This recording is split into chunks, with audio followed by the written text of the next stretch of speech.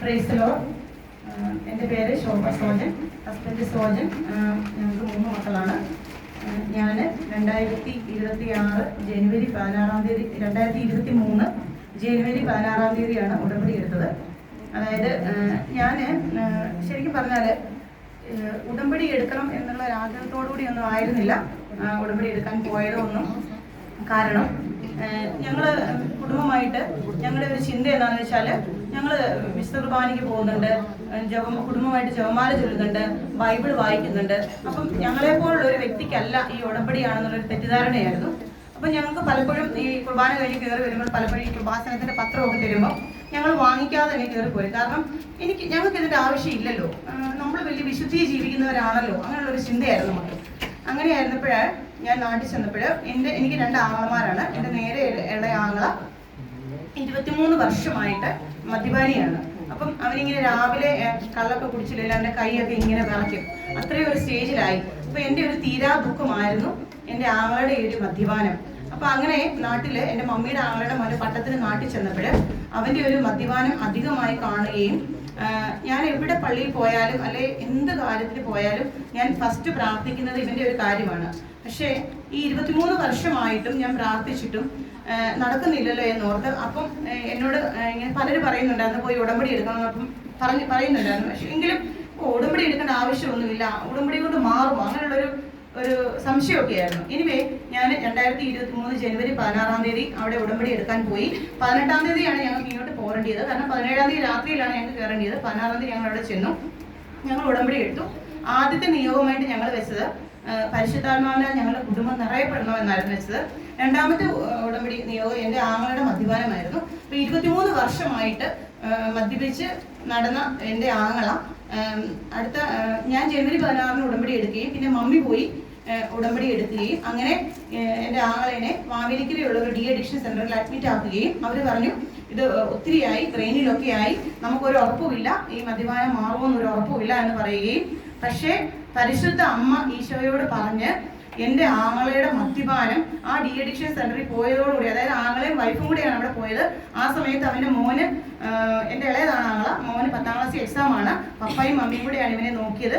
ഒത്തിരി സഹനങ്ങൾ ആ സമയത്തുണ്ടായി. പക്ഷേ ആ ഡി അഡിക്ഷൻ സെൻ്ററിൽ കൊണ്ട് അഡ്മിറ്റ് ആക്കുകയും പരിശുദ്ധ അമ്മ ഈശോയിലൂടെ 23 വർഷമായി എൻ്റെ ആങ്ങളുടെ മദ്യപാനം എടുത്തു മാറ്റി. അതായത് പിന്നെ 2023 ഫെബ്രുവരിയിൽ ആ ഡി അഡിക്ഷൻ സെൻ്ററിൽ പോയി അത് നിർത്തിയത്. പിന്നെ ഈ നിമിഷം വരെ എൻ്റെ ആങ്ങളെ കുടിച്ചിട്ടില്ല. ഒന്നാമത്തെ നിയോഗം അതാണ്. പരിശുദ്ധ അമ്മ വഴി ഈശോയ്ക്ക് ഞാൻ നന്ദി പറയുകയാണ്. രണ്ടാമതായിട്ട് ഞാൻ 2004 മുതൽ പലതവണ, എനിക്കറിയത്തില്ല എത്ര തവണ ഞാൻ IELTS എഴുതിയിട്ടുണ്ടെന്ന് എനിക്കറിയത്തില്ല. അതുപോലെ തന്നെ എൻ്റെ ആഗ്രഹം ഗൾഫ് കൺട്രിയിൽ വരാൻ ആയിരുന്നില്ല. കാരണം ഞാൻ 2004 ജോർദാനിൽ ജോലി ചെയ്ത വ്യക്തിയാണ്. അപ്പോൾ എൻ്റെ ഹെഡ് നേഴ്സ് എന്നോട് പറയുമായിരുന്നു നീ അറബി പഠിക്കുന്നൊക്കെ പറയുമ്പോൾ ഞാൻ അഹങ്കാരത്തോടുകൂടി പറയുമായിരുന്നു ഞാൻ ഇനി പോവുകയാണെങ്കിൽ അറബി കൺട്രി പോകത്തില്ല, ഞാൻ യൂറോപ്യൻ കൺട്രിയിലേ പോകത്തുള്ളൂ എന്ന് പറയുമായിരുന്നു. പക്ഷെ അങ്ങനെ ഇരുന്ന് എന്നെ തിരിച്ച് കുവൈറ്റിൽ തന്നെ കൊണ്ടുവരികയും അന്ന് മുതൽ ഇന്ന് വരെ എത്ര തവണ IELTS എക്സാം എഴുതിയിട്ടുണ്ട് എന്ന് എനിക്ക് അറിയത്തില്ല. എനിക്ക് സ്കോർ കിട്ടാനിട്ടൊന്നുമല്ല എന്നെ വിടാനുള്ള മാതാവ്. എനിക്ക് 7.5 നല്ല സ്കോറൊക്കെ ഉണ്ട്. പല ഏജൻസികളെ ഞാൻ ബന്ധപ്പെട്ടു. പക്ഷേ എനിക്കറിയില്ല എന്താണ് എന്നെ മാതാവ് അല്ലെ ഈശോ എന്തുകൊണ്ട് എന്നെ വിട്ടില്ല എന്ന് അറിയത്തില്ല. ചെറുപ്പം തൊട്ട് വിശുദ്ധ കുർബാനയിലും പ്രാർത്ഥനയിലും ഒക്കെ നല്ല രീതിയിൽ ജീവിച്ചൊരു വ്യക്തിയാണെങ്കിൽ പോലും എൻ്റെ ഉള്ളിലെ അഹങ്കാരം, എന്തിനാണ് ഞാൻ ഉടമ്പടി, അല്ലെങ്കിൽ ഞാൻ വിശുദ്ധിയിലല്ലേ ജീവിക്കുന്നത്, അങ്ങനെയുള്ള ഒരു അഹങ്കാരം എനിക്കുണ്ടായിരുന്നു. എനിവേ എന്തായാലും ഞാൻ ഉടമ്പടി എടുത്തപ്പോൾ രണ്ടാമത്തെ നിയോഗം വെച്ചത് പരിശുദ്ധ അമ്മ മാതാവേ, അമ്മയുടെ മാധ്യസ്ഥം വഴിയായിട്ട് ഞാൻ ഇനി ഈ നാട്ടിൽ വരുമ്പോൾ എനിക്ക് കുടുംബമായിട്ട് കാനഡയ്ക്ക് പോകാനുള്ള എല്ലാം ശരിയായിട്ട് ഇവിടെ വരാവോ എന്നുള്ളൊരു നിയോഗമായിരുന്നു വെച്ചത്. അങ്ങനെ ഞാൻ ഉടമ്പടി എടുത്തു. ഞാൻ ഉടമ്പടി എടുത്തെങ്കിലും ഞാനും എൻ്റെ ഹസ്ബൻഡും ഒരുമിച്ചാണ് രാവിലെ പ്രാർത്ഥിക്കുന്നത്, വൈകിട്ട് പ്രാർത്ഥിക്കുന്നത്. ഞങ്ങൾ രണ്ടുപേരും മെഡിക്കൽ പ്രൊഫഷൻ ആണെങ്കിൽ പോലും എനിക്ക് നൈറ്റ് ആണെങ്കിൽ ഞങ്ങൾ വാട്സപ്പിൽ വിളിക്കും. ഒരാൾ വീട്ടിലിരുന്ന് തിരി കത്തിക്കും, മറ്റേ ആൾ ഡ്യൂട്ടിക്ക് ഇരുന്ന് പ്രാർത്ഥിക്കും. അങ്ങനെ ഞങ്ങൾ രണ്ടുപേരും രാവിലെയും വൈകിട്ടും, ഞങ്ങൾക്ക് പലതവണ ഒറ്റയ്ക്ക് നാട്ടിൽ പോകേണ്ടിയൊക്കെ വന്നിട്ടുണ്ടെങ്കിലും ഞങ്ങൾ ഒരുമിച്ച് തിരി കത്തിച്ച് വെച്ച് വാട്സപ്പിൽ വിളിക്കും. ഞങ്ങൾ ഒരുമിച്ചാണ് പ്രാർത്ഥിച്ചിരുന്നത്. അങ്ങനെ ചുരുക്കി പറയുകയാണെങ്കിൽ എനിക്ക് ഇന്റർവ്യൂ ഞാൻ പാസ്സാവുകയും അതായത് എനിക്ക് 7.5 അല്ലെ ആ സ്കോർ വെച്ച് വിടാത്ത എൻ്റെ അമ്മ മാതാവ് ഈശോ വഴി 5.5 സ്കോറും ഉള്ള ഇത് വഴി ഞാൻ PR ഇല്ലാതെയാണ് ഞാൻ പോകുന്നത്. എനിക്ക് ആദ്യം വിസ വന്നു. ഇപ്പോൾ എനിക്ക് വിസ വന്നു. അത് കഴിഞ്ഞിട്ട് എൻ്റെ ആഗ്രഹമായിരുന്നു ഞങ്ങൾക്ക് ഒരുമിച്ച് പോകണം. എൻ്റെ കുഞ്ഞുങ്ങളും ഞങ്ങളുമായിട്ട് ഒരുമിച്ച് പോകണമെന്ന് ഭയങ്കര ആഗ്രഹമായിരുന്നു. അപ്പം ഞാൻ ചെയ്യുന്ന ഒരു കാര്യം എന്താ വെച്ചാൽ, ഞാൻ എല്ലാ ചൊവ്വാഴ്ചയും ഉടമ്പടി ധ്യാനം എനിക്ക് ഡ്യൂട്ടി ഇല്ലെങ്കിൽ കൂടും. അല്ലാതെ ഞങ്ങൾ ഈ അഖണ്ഡ ജപമാലയ്ക്ക് എന്ന് തൊട്ട് വന്നോ അന്ന് മുതൽ ഇന്ന് വരെയും എനിക്ക് പല ഉത്തരവാദിത്വങ്ങളുണ്ട് ശുശ്രൂഷ ജീവിതത്തിൽ. അതുകൊണ്ട് എല്ലാ ആഴ്ചയിലും ജപമാലയ്ക്ക് വരാൻ പറ്റിയില്ലെങ്കിൽ ഞാൻ ബാബുബ്രദറിന് അല്ലെങ്കിൽ പ്രിൻസ് ബ്രദറിന് എൻ്റെ നിയോഗം ഞാൻ ഇവർക്ക് അയച്ചു കൊടുക്കും. അതുകൂടാതെ ഞാനോ ഹസ്ബൻഡോ ആരെങ്കിലും ഒരു അരമണിക്കൂറെങ്കിലും ഒരു രഹസ്യമെങ്കിലും കൂടും. അപ്പം ഞാൻ ചെയ്യുന്നതെന്ന് വെച്ചാൽ, എന്താണോ എൻ്റെ അപ്ഡേറ്റ്സ്, ആ അപ്ഡേറ്റ്സിൻ്റെ, അതായത് എൻ്റെ പേപ്പർ വർക്കിൻ്റെ അപ്ഡേറ്റ്സിൻ്റെ പ്രിന്റ് എടുത്തിട്ട് ഞാൻ ഈ ബോക്സിൽ കൊണ്ടിടും. അമ്മ മാതാവെ നീ നോക്കിക്കൊള്ളണേ. എൻ്റെ ജീവിതത്തിൽ പിന്നീട് എനിക്ക് തിരിഞ്ഞു നോക്കേണ്ട ഒരു ആവശ്യം വന്നിട്ടില്ല. പിന്നെ ഈ കൃപാസന ഈ ഗ്രൂപ്പിനോട് ചേർന്ന് ശുശ്രൂഷയുമായിട്ട് എനിക്ക് പറ്റാവുന്ന ശുശ്രൂഷകൾ ഇവരോടൊപ്പം, എനിക്ക് ഇവരോട് എപ്പോഴും ഒന്നും വരാനൊന്നും വരില്ല, കാരണം എനിക്ക് പല ഉത്തരവാദിത്വം ഉള്ളതുകൊണ്ട്. പക്ഷെ എൻ്റെ എളിയ രീതിയിൽ ഇവരോടൊപ്പം എനിക്ക് ശുശ്രൂഷ ചെയ്യാനുള്ള അവസരം പരിശുദ്ധ അമ്മ വഴി എനിക്ക് ഈശോ തന്നു. പിന്നെ എൻ്റെ ജീവിതത്തിൽ ഒരു തിരിഞ്ഞുനോട്ടം ഉണ്ടായിട്ടില്ല. എന്നോട് 2 മാസം 3 മാസം എന്ന് പറഞ്ഞാൽ എനിക്ക് 2 ആഴ്ചക്കുള്ളിൽ എൻ്റെ കാര്യങ്ങൾ നടത്തി കിട്ടും. അതായത് ഇപ്പം സോജന്റെയും കുഞ്ഞുങ്ങളുടെ വിസയാണെങ്കിൽ പോലും 2 months അല്ല 3 months എന്നൊക്കെയാണ് പറഞ്ഞത്. വെറും 2 weeksനുള്ളിൽ ഞങ്ങളുടെ ഇവർക്ക് വിസ കിട്ടി. പിന്നെ ഇവർക്കൊക്കെ മെഡിക്കൽ ചെയ്യണമെന്ന് പറയായിരുന്നു. ഒരാൾക്ക് ഇവിടെ മെഡിക്കൽ ചെയ്യണമെങ്കിൽ 150 KD. അപ്പം മാതാവിനോട് പറഞ്ഞു, മാതാവേ ഇതെങ്ങനെയാണ് കാര്യങ്ങളൊക്കെ. അവർക്ക് മെഡിക്കൽ പോലും ഇവിടെ ചെയ്യാതെയാണ് ഞങ്ങളിപ്പോൾ കുടുംബമായിട്ട് കാനഡയ്ക്ക് പോകാനുള്ള വിസ ഞങ്ങൾക്ക് 5 പേർക്കും വന്നു. അതുകൂടാതെ ഞങ്ങൾ ഈ കാനഡയ്ക്ക് പോകാനുള്ള വിസ വന്നു. അത് കഴിഞ്ഞിട്ട് ഞങ്ങൾക്ക് പറയാനുള്ളതെല്ലാം എന്താണെന്ന് ചോദിച്ചാൽ, ഞങ്ങളുടെ ഇത്രയും നാളത്തെ ഒരു ജീവിതത്തിൽ ഞാൻ ഒന്നാമത് വെച്ച ദൈവവും പരിശുദ്ധാത്മാവിന്റെ കുടുംബം നിറയപ്പെടുന്നതാണ്. പിന്നെ ഞങ്ങൾക്ക് ഈശോയും പരിശുദ്ധ അമ്മ വഴി ഈശോയിലേക്ക് ഒത്തിരി അടുക്കാൻ സാധിച്ചു. കാരണം ഞാൻ പല എൽഡേഴ്സ് അല്ലെ വൈദികരോടൊക്കെ സംസാരിക്കുമ്പോൾ എന്നോടൊക്കെ അവർ പറയുമായിരുന്നു, നീ ജപമാല ചൊല്ലെന്ന് പറയുമ്പോൾ എനിക്കതത്ര കാര്യമായിട്ട് തോന്നിയില്ല. കാരണം ഞാൻ അത്യാവശ്യം പ്രാർത്ഥിക്കുന്ന ഒരു വ്യക്തിയാണല്ലോ, കുർബാനയ്ക്കൊക്കെ പോകുന്ന വ്യക്തിയാണല്ലോ. പിന്നെ ഈ ജപമാല ഭക്തി ആവശ്യമുണ്ടോ? ഞാൻ ജപമാല ചൊല്ലും, കുടുംബമായിട്ട് ഞങ്ങൾ ജപമാല ചൊല്ലും. പക്ഷേ ഈ ഉടമ്പടി എടുത്തത് കഴിഞ്ഞിട്ട് എനിക്ക് പരിശുദ്ധ അമ്മയോട് ഭയങ്കര സ്നേഹം. പരിശുദ്ധ അമ്മ എൻ്റെ കൈ പിടിക്കുന്നതായിട്ട്, ഇതുപോലെ ഈ കൊന്ത പിടിക്കാതെ ഞാൻ എങ്ങും പോകാറില്ല. അതുപോലെ തന്നെ ഞങ്ങളുടെ കുടുംബത്തിൽ ജപമാല ചൊല്ലാനും, പിന്നെ ഞങ്ങൾ കൃപാസന ഗ്രൂപ്പിനോട് കൂടി ചേർന്ന് ഞങ്ങൾ ജപമാല കെട്ടാൻ പഠിച്ചു. പിന്നെ കാരുണ്യ പ്രവൃത്തിയെ പറ്റി പറയണം. നമ്മൾ മറ്റുള്ളവർക്ക് ഉപകാരം ചെയ്യുന്നത് മാത്രമല്ല കാരുണ്യ പ്രവൃത്തി, അറിവില്ലാത്തവർക്ക് നമ്മൾ പറഞ്ഞു കൊടുക്കുന്നതും കാരുണ്യ പ്രവൃത്തിയാണ്. അപ്പം ഞങ്ങളുടെ കുടുംബം ചെയ്യുന്ന കാര്യം, ഞങ്ങൾ ജപമാല കെട്ടാൻ പഠിച്ചു കഴിഞ്ഞിട്ട് ഞങ്ങൾ ഒരാഴ്ച പോലും മുടക്കാതെ മക്കളും ഞങ്ങൾ ഒരുമിച്ച് ജപമാല കെട്ടിക്കൊടുക്കും. പിന്നെ ജപമാല എങ്ങനെ കെട്ടണമെന്ന് മറ്റുള്ളവർക്ക് പറഞ്ഞു കൊടുക്കും. ഇനി എനിക്കറിയാവുന്ന കാര്യങ്ങൾ, എനിക്ക് പരിശുദ്ധ അമ്മ ഈശോ വഴി ഒരു കൃപ തന്നിട്ടുണ്ട്. എന്ത് കാര്യങ്ങൾ എനിക്ക് അറിയത്തില്ലെങ്കിൽ ഞാൻ അറിഞ്ഞു കഴിയാതെ മറ്റുള്ളവർക്ക് പറഞ്ഞു കൊടുക്കാനുള്ള ഒരു കൃപ എനിക്ക് പരിശുദ്ധ അമ്മ തന്നു. അത് ഞാൻ പരിശുദ്ധ അമ്മ വഴി ഈശോയ്ക്ക് നന്ദി പറയുന്നു. അതുകൂടാതെ ഞങ്ങൾക്ക് കാനഡയുടെ വിസ വന്നു.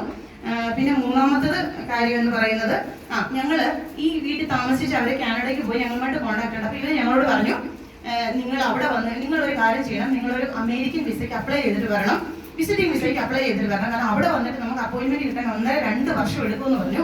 അങ്ങനെ ഞങ്ങൾ അമേരിക്കൻ വിസ, ഞങ്ങൾ ആരോടും പറഞ്ഞില്ല. ഈ നിൽക്കുന്ന ബാബുബ്രദറിനോടോ പ്രിൻസ് ഇവരോട് ഞാൻ എല്ലാ പ്രയർ റിക്വസ്റ്റും വിളിച്ച് പറയാനാണെങ്കിൽ ഇവരോട് പോലും ഞങ്ങൾ പറഞ്ഞില്ല.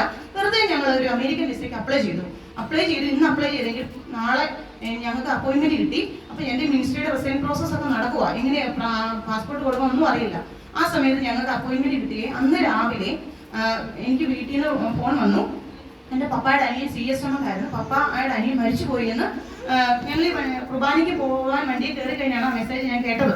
അപ്പം വളരെ വേദനയോടുകൂടി തന്നെ, കാരണം എൻ്റെ പാസ്പോർട്ട് ക്യാൻസൽ ചെയ്തപ്പോൾ എനിക്കൊന്ന് പോയി കാണാനൊന്നും പറ്റത്തില്ല. വേദനയോടുകൂടി തന്നെ ഞങ്ങൾ വിശുദ്ധ കുർബാനയിൽ സിറ്റി പള്ളിയിൽ പോയി കുർബാന അർപ്പിച്ചു. അത് കഴിഞ്ഞിട്ട് ഞങ്ങൾ ചാപ്പിൽ പോയി ജപമാല ചൊല്ലി. അത് കഴിഞ്ഞിട്ട് ഞങ്ങൾ പോവാണ്. 9 മണി അപ്പോയിന്റ്മെന്റ്. 8:32 ആയപ്പോൾ ഞങ്ങൾ 8:30 മുമ്പ്, അതായത് ഞങ്ങൾ പ്ലാൻഡ് ആയിരുന്നു കുർബാന കഴിഞ്ഞു അവിടുന്ന് 15 മിനിറ്റേ ഉള്ളൂ എന്ന് പറഞ്ഞ് ഞങ്ങൾ 8:30 മുമ്പ് ഞങ്ങൾ അമേരിക്കൻ എംബസി ചെന്നു. 9 മണിക്കാണ് ഞങ്ങളുടെ അപ്പോയിന്റ്മെന്റ്. ഞങ്ങൾക്ക് അപ്പോയിന്റ്മെന്റ് അകത്ത് കയറി സോജൻ പറഞ്ഞു നമുക്ക് കയറാമെന്ന് പറഞ്ഞപ്പോൾ ഞാൻ പറഞ്ഞു, സോജൻ ഇപ്പഴേ എന്തിനാണ് കയറുന്നത്? നോക്കിയപ്പോൾ 4 പേരുടെ പാസ്പോർട്ടേ ഉള്ളൂ, എൻ്റെ പാസ്പോർട്ട് ഇല്ല. അപ്പം ഞാൻ രാവിലെ ഒരു പ്രിന്റ് എടുക്കാൻ വേണ്ടി പ്രിന്ററിന്റെ പൊക്കത്തിൽ വെച്ചതാണ്, മറന്നുപോയി സോജൻ. അവിടെ ചെന്ന് കഴിയുമ്പോൾ ഞങ്ങൾ ഗൂഗിൾ മാപ്പ് ഇട്ടപ്പോൾ തിരിച്ച് ട്രൈ ചെയ്യുന്നത് 26 മിനിറ്റ് ആണ് ഗൂഗിളിൽ കാണിക്കുന്നത്. അപ്പൊ ഞങ്ങൾ വിചാരിച്ചു ഓക്കെ പോയി. അപ്പൊ ഞാൻ പരിശുദ്ധ അമ്മ വഴി ഈശോയോട് പറഞ്ഞായിരുന്നു, ശരി നിന്റെ ഹിതമാണെങ്കിൽ മാത്രം ഇത് തന്നാൽ മതി, അല്ലെങ്കിൽ വേണ്ട. സോജനാണ് 80 കിലോമീറ്റർ കൂടുതൽ സ്പീഡിൽ ഓടിക്കത്തില്ല. അവിടുന്ന് ഞങ്ങൾ 26 മിനിറ്റുള്ള ആ യാത്ര പരിശുദ്ധ അമ്മ ഞങ്ങളുടെ വണ്ടി ഓടിച്ചു. 12 മിനിറ്റ് കൊണ്ട് ഞങ്ങൾ ഇവിടെ വന്നു. തിരിച്ച് 9:05 ഞങ്ങൾ അവിടെ ചെന്നു. അവിടെ ചെന്ന് കഴിഞ്ഞപ്പോൾ ഞങ്ങൾക്ക് അവിടെ എത്താറായപ്പോൾ തന്നെ ഞാൻ നന്ദി പറഞ്ഞ് പ്രാർത്ഥിച്ചു. പരിശുദ്ധ അമ്മ മാതാവേ, അമ്മയുടെ മാധ്യസ്ഥം വഴിയായി ഞങ്ങൾക്ക് അമേരിക്കൻ വിസ തന്നതിനെ ഓർത്ത് ഞാൻ എനിക്ക് നന്ദി പറയുന്നു. ഞങ്ങൾ അതിന് വലിയൊരു സംഭവം, ഞങ്ങൾ അങ്ങോട്ട് പോയപ്പോൾ ഈ ഒരു വിഷമം കാരണം സാധാരണ ഞങ്ങൾ വണ്ടിയിൽ കയറിയത് കൊന്ത ചൊല്ലിയാണ് ഇവിടെ പോകുന്നത്. പക്ഷെ അന്ന് ഈ ഒരു വേദന കാരണം ഞങ്ങൾക്ക് കൊന്ത ചൊല്ലാൻ പറ്റിയില്ല. അപ്പൊ തിരിച്ചു വന്നപ്പം ഞാൻ എപ്പോഴും ഞങ്ങൾ വണ്ടിയിൽ കയറുമ്പോൾ കൊന്ത ചൊല്ലുന്നത് കുഞ്ഞുങ്ങൾക്ക് എപ്പോഴും ഈ കൊന്ത ചെല്ലുന്നതിന് അത്ര നമുക്കറിയാലോ, നമ്മുടെ കുഞ്ഞുങ്ങൾക്ക് അത്ര ഇഷ്ടമൊന്നുമില്ല. അപ്പൊ ഞങ്ങൾ അങ്ങോട്ട് വരുമ്പോൾ കൊന്ത ചെല്ലാതെ ഇങ്ങോട്ട് വന്നപ്പം ഈ ലേറ്റ് ആയത് കാരണം കുഞ്ഞുങ്ങൾ പറഞ്ഞു അമ്മയെ കൊന്ത ചെല്ലാം എന്ന് പറഞ്ഞു. അങ്ങനെ ഞങ്ങൾ കൊന്ത ചൊല്ലി ആണ് പോകുന്നത്. തിരിച്ച് ഞങ്ങൾ 9:05 ആയപ്പം അവിടെ ചെന്ന് കഴിഞ്ഞപ്പോൾ സോജന്റെയും മോന്റെയും സ്മാർട്ട് വാച്ചാണ്. ഈ സ്മാർട്ട് വാച്ചും കൂടെ നമ്മളെ അകത്ത് കയറ്റത്തില്ല, ഓൾറെഡി നമ്മൾ ലേറ്റ് ആയിപ്പോയി. അങ്ങനെ ഞങ്ങൾ ചെന്നപ്പോൾ നമ്മുടെ ഇവിടെ അഖണ്ഡ ജപമാലയിലുള്ള ഒരു ചേച്ചി അവിടെ മാതാവിന്റെ രൂപത്തിൽ ഗാർഡായിട്ട് നിൽക്കുക. ഞങ്ങൾ ഈ 2 വാച്ചും ആ ചേച്ചിയുടെ കയ്യിൽ ഏൽപ്പിച്ചിട്ട് ഞങ്ങൾ അമേരിക്കൻ എംബസിക്ക് അകത്ത് കയറി. നമുക്കറിയാം എംബസിയിൽ 5 മിനിറ്റ് പോലും വൈകിയാൽ നമുക്ക് കിട്ടത്തില്ല. പക്ഷെ ഞങ്ങൾ അകത്ത് കയറി ഞങ്ങൾക്ക് വിസ അപ്രൂവ് ആയെന്ന് പറഞ്ഞ് പാസ്പോർട്ട് വാങ്ങിച്ച് ഞങ്ങൾ തിരിച്ചിറങ്ങി. അതാണ് ഞങ്ങളുടെ ജീവിതത്തിലെ വേറെ എനിക്ക് ഉറപ്പാണ്. അതായത് എനിക്ക് തോന്നുന്നല്ല, ഞങ്ങളുടെ കുഞ്ഞുങ്ങളുടെ ഞങ്ങളുടെ കുടുംബത്തിന്റെ വിശ്വാസം വർദ്ധിപ്പിക്കാൻ വേണ്ടി പരിശുദ്ധ അമ്മ തന്നെ ആ വണ്ടി ഓടിച്ച് ഇവിടെ വരികയും തിരിച്ച് ഞങ്ങൾക്ക് അവിടെ പോയി വിസ കിട്ടുവാനും ഞങ്ങളെ അനുഗ്രഹിച്ചു.